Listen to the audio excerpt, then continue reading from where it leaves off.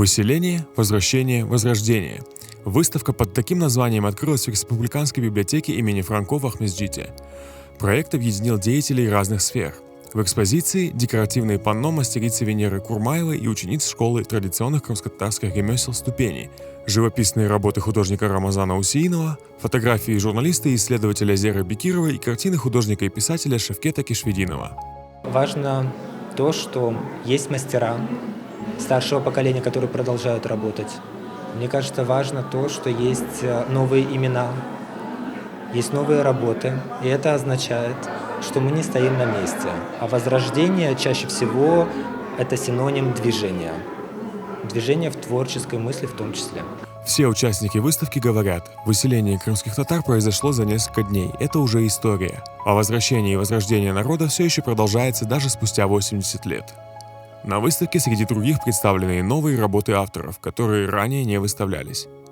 Во главе стоит тюльпан. Это развитие, это движение вперед. Без этого наш народ не разовьется. Недавно буквально прочитала великие слова великого философа Лао Цзи. Нельзя идти вперед с повернутой назад головой. Потому что есть такая проблема, наш народ живет прошлым.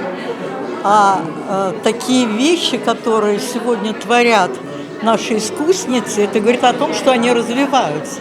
Бұл сергіде менің сүргінлік ерлерінде жазып алған хикаялердің қараманлары, яғни муэллифлер демек мүмкін, олар тақдим етілелер.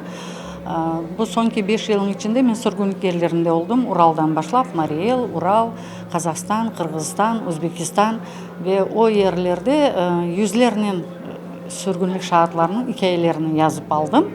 Ve o hikayelerde elbette ki öyle bir tarihi hakikat var. Kaysı ki hiçbir arşivde yok. Тассерес, большая работа. Это родина моей матери. Она там родилась, и, в общем, оттуда ее депортировали. И как бы я много раз бывал в Ассересе.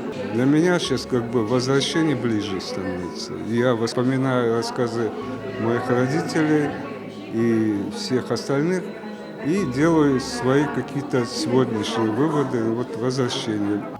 Выставка «Выселение, возвращение, возрождение» продлится до конца мая. Вход свободный.